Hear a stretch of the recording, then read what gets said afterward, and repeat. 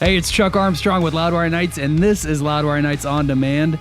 I don't know what else to say other than I just loved chatting with Jerry Cantrell, an absolute legend. It was such a privilege to welcome him to the show. This first aired on Tuesday, September 10th. Here you go. Man, I am so excited for tonight's special guest. I know I say that a lot, but we are fortunate to get to celebrate a lot of artists and musicians in the rock world on this show, and tonight we're celebrating one of the all-time greats, whether you look at his songwriting, his vocal work, his guitar work, whatever you want to pick. I think he stands out as a living legend. And I know that's a huge introduction, so I'm going to shut up and just say, Jerry Cantrell, thank you so much for hanging with us tonight, man. Oh, man, thanks for having me. So, listen, in the scope of 10 to 15 minutes, I know we're only going to start scratching the surface. So I want to say right away, congrats on this new solo song, Vilified, the upcoming release on your latest record, I Want Blood, out on October 18th. And on top of that, you're on the road right now with Bush and Candlebox. How are you feeling right now, man? I'm feeling really good. Just kind of gelling with the new lineup of the band and trying to get my A+ performance of Vilified. I haven't quite got it yet, but it's a very challenging song. Every night when we finish that song, the band collectively takes a big exhale. Like it's just like a psychotic sprint. Once it starts, it just does not stop until it ends. But because it's constructed that way, I think is why it has the impact that it has. You know, and it was an obvious album opener when we started demoing the songs. I'm like, that's where it starts right there. Yeah. Well, that's right. Yeah, it's not just the lead single; it's the opening track and. Psychotic sprint. That's a great way to put it, man. When I first heard it, it punched me in the face, man, and I loved it. It's no doubt some of the heaviest stuff you've done as a solo musician. Definitely, makes me think of early songs from Alice in Chains, but also just some of the heaviest stuff you've ever done. Thanks, man. And based on what you've said, I think you called it. I'm going to quote you here: a motherfucker.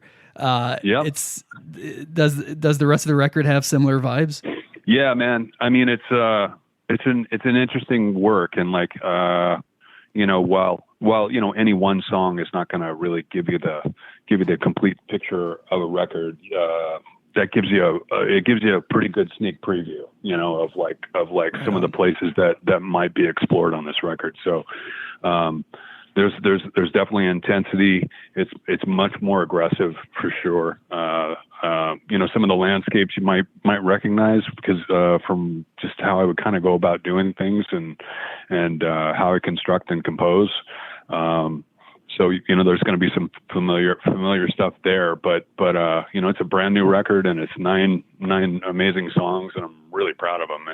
And individually, but really as a piece of work, it's a complete record. It's really good. I love hearing that, man. I can't wait to hear the whole thing. And yeah, I think you've been pretty open about just how proud you are of the album.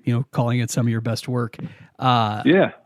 I mean that's got to feel pretty amazing at this point in your career to have done all you've done, to play as many shows you've played, and just do what you've done, to be able to say, I think I'm still making some of the best work I've ever done. Yeah. It's not something that's really built to last, being in a band, you know what I mean? Or a career in music, you know what I mean? And so to be able to have done that and still be part of a collective after 3.5 decades with Alice, and also to be somewhere in between there, in some periods where I had some time to be able to do 4 now solo records, but still with the same intent. I carry myself and go about things within the same ethos and way that we always did in Alice, which is just like, hey, we don't know where we're going. We're making this up as we go along, and we're not going to guide this thing. We're just going to go with it and see what happens, and it's always fun to see an album take shape when you don't have a clear defined goal. And it's really satisfying when you get out on the other side. It's kind of terrifying while you're doing it because I don't know, man. I don't know if we could do this again, but but you know, after you've done a few records, you had the experience of, yeah, we can do it again. You just have to get in there and kind of do the work and kind of sculpt away and then see what emerges from the stone. So you have some confidence that you can do it, but you're always surprised. I am always surprised on the other side, like, whoa, okay, that's what it was. Okay. Yeah. And that's exciting to me because I'm still a fan of music. And so, you know, there's always the connection to the kid in me. I think that's really important. And I think any artist will tell you that, you know, like, the reason that you do it is because you had some sort of a connection or a bug or a real impetus from when you were younger. Like, I want to do that, you know, by another artist, you know, and so as long as you keep that connection kind of pure and touch back to that once in a while, and like if I wasn't in this band or if I didn't write this song, I'd think this is pretty cool. You know? So that kid would think this was pretty cool. And if you're satisfying that, and you've also had the experience of, you know, of having an audience that has followed you through a lot of changes and ups and downs and different records, and you know, you're going to be all right. You're going to be all right if you just continue on, you know. And well, and if you ever lost that connection with that little kid inside, I don't think you'd be making music like Vilified. Yeah, it's probably time to do something else then, you know, and thankfully that hasn't happened yet. So, so here you go. Go get you some blood, man. Yeah. Who was that artist for you when you were a little kid that made you think like, this is what I want to do? I mean, there's so many, you know, like, I think the first, first artist, that really kind of woke me up where I had a you know, holy shit kind of, you know, moment was probably Elton John when I was really young. Yeah. And so as a songwriter, the way he and Bernie Taupin wrote songs together and the way that band played together, you know, Davey and Nigel and, you know, Dee Murray. I mean, there's just a hell of a band, you know. Yeah. And so like, you know, kind of Elton and Fleetwood Mac, and then you know, were two big bands for me, like right at the beginning, like, hey, that's cool. I want to do that. I want to write my own songs, you know. And then I discovered guitar, and, you know, and then it's AC/DC and Ted Nugent and Aerosmith, and, you know, just go down the list, Boston, Led Zeppelin, the Beatles, you know, Rolling Stones, Pink Floyd, Black Sabbath, Judas Priest, Iron Maiden, UFO, Thin Lizzy, whatever, you know, go down the list, you know, all the great classic rock. That's what I grew up on, and metal too, you know. So yeah. No, I love hearing that, man. I was a country kid too. I was raised on country music. I was raised by two country music fans. So I have a varied musical tapestry that kind of makes up things that kind of I enjoy doing and that come out of my music. And the common thing is great songwriting, you know. So I always wanted to be a great songwriter, you know. So I've tried hard to be one, you know. Yeah, that makes total sense, man. Well, you know, it's interesting too to hear you talk about just how albums take shape and kind of, you know, not being sure of the direction they're headed. You know, if you go back, you released your first solo record in '98, and over the course of 26 years, you're getting ready for your fourth solo album. And even if you throw in the Alice records in that time, you know, just a few, it's not a ton of albums in 26 years. So it's clear that you don't feel a pressure to just churn out music. You know, you don't get in that kind of stereotypical album cycle. How have you protected that work ethic or that flow, whatever you want to call it? Because I have to imagine, man, you get some outside voices or noise or whatever trying to get you to release more and more music. How do you protect that? Well, I think number one is luck. You know, we were lucky to be pretty successful early on, right out of the gate. Yeah. You know what I mean? So that provides you with a little bit of a cushion. You know, we're not under the thumb of a label, and I've been able to live comfortably by doing my art, you know, with my pals, and so So you can afford to take some time there. Also, just kind of in general, what we do takes time. You know what I mean? It takes time. We can't just, we don't crank stuff out. We don't, it takes a while. You know, I mean, an album cycle for us is, in Alice, and for me, you know, it's pretty much about the same. It's about a 3-4 year period, you know, from creation to inception to recording it, to getting it out, to touring it. So it's about a 3-4 year window. So that you're correct in saying that, but like some of my favorite bands, they don't have a huge musical output either, but what maybe it's not so much about quantity, it's more about quality. So whatever it takes, however much it costs, however long it takes, whatever, that's you're committed to making a great record, and sometimes that costs a little more, and sometimes that takes a little longer too. So yeah, that makes total sense, man. And you get to a point too where you can make an album like this new one, I Want Blood, where you feel like it's you're still making some of the best stuff that you've ever made. Yeah. I mean, I think of course I feel that way, and I don't mean to belittle the statement there, but like you want to feel that way after you complete every record, and for sure, yeah, and I do, like, because that's really the last time it's yours.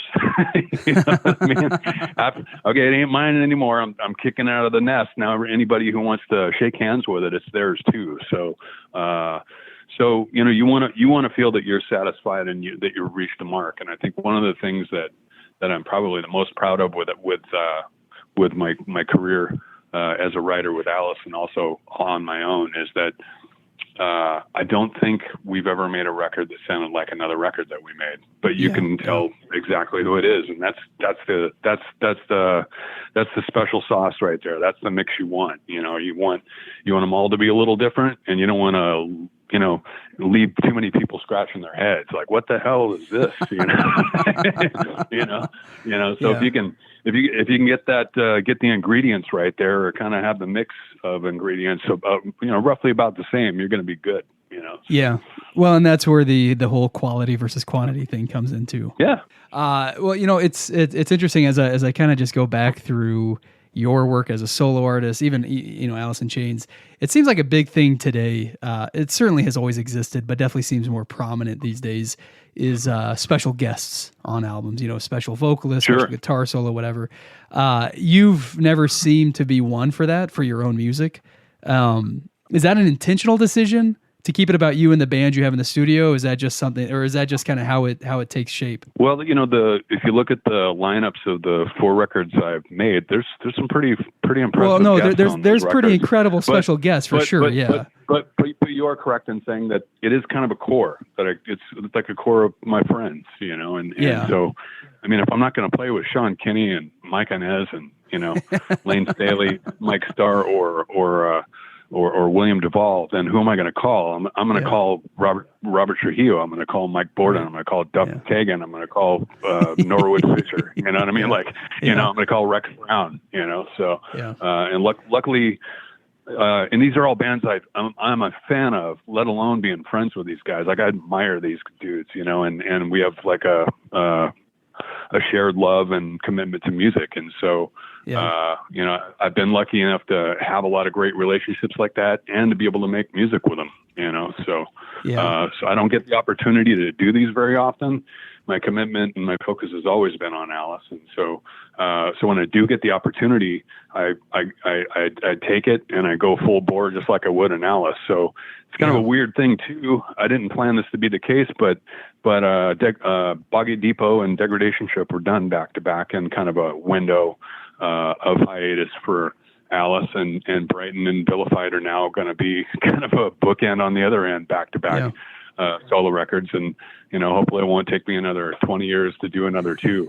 So, fair enough, man. But if that's the case, that's cool, because I'm really proud of this record and Brighton as well. And it's been fun. I think it's healthy. I think it's healthy for artists to get outside their band and do some other things. It's just a good thing. We've all members of our band have done it. And, I just think it's a good thing to do once in a while, just to get outside, scratch some musical itches, and then you can reconvene and continue on, Absolutely, man. Well, listen, I got to ask, cause he's a good friend of this show. We've supported him as long as he's been making rock music, but I love seeing Tim Montana on the road with you. And I know what a fan he is of you as a guitarist and as a lyricist. And as a singer, and I've seen, some pictures of you guys hanging out backstage and just, spending some time together, obviously on the road. How has that been, man? Like, it's cool to be sharing a stage with, veterans like Bush and Candlebox, but also, new up and comers like Tim Montana. Yeah. Tim's really talented. We were just kind of hanging out and jamming a couple ideas back and forth in the dressing room yesterday. And, he's a really good songwriter, man. Yeah. He really is. And, I love that song, The Devil You Know, man. That is awesome, man. Yeah. And, that's generally where I meet people is on the road, because if I'm not on the road, I'm basically home. Either on the road or you're chilling at home. There's not too much in between there, but as far as meeting like new artists and music, I get more exposed when I'm out on the road. So it's been great hanging out with Tim. And we also share a lot of people that share a lot of friends that I've known forever. I think we were introduced by, I think Billy Gibbons gave him my phone number and he called me. That sounds about right. Yeah. And I'm like, who? And he's like, Billy Gibbons gave me your number. I'm like, oh, okay, cool. You must be cool if Billy gave me my number. Hey, Billy, what are you giving people my number for without asking me? Tim and I had a laugh about that one the other day. It was pretty funny. That's good. And then we're on tour together. You know what I mean? So like, but he's talented, man. He's cool. He's got a great career in front of him. He was already carved out a pretty good lane for himself, Yeah. So yeah. No, it's exciting to see, new music from guys like him, and then veterans like you, man, still making not just making music, but making relevant, significant music. Hell yeah, man. That's the goal. You don't always get there, but you're hoping you're hitting that mark more often than not. So, that's right, man.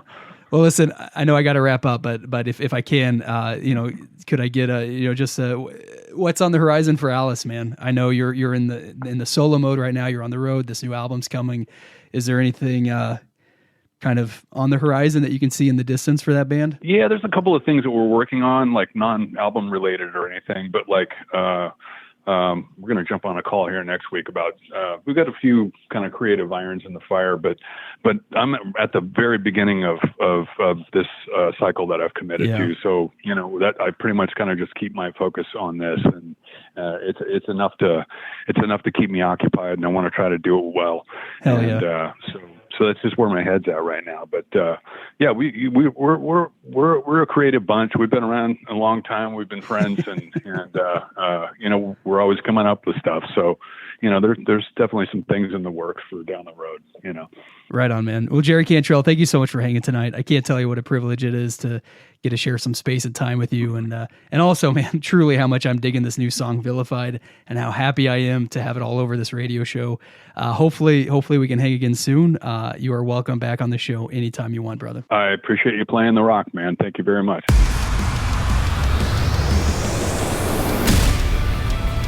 That wraps up this episode of Loudwire Nights on Demand. Stay caught up with everything happening in the world of rock and metal on the Loudwire app and at loudwire.com.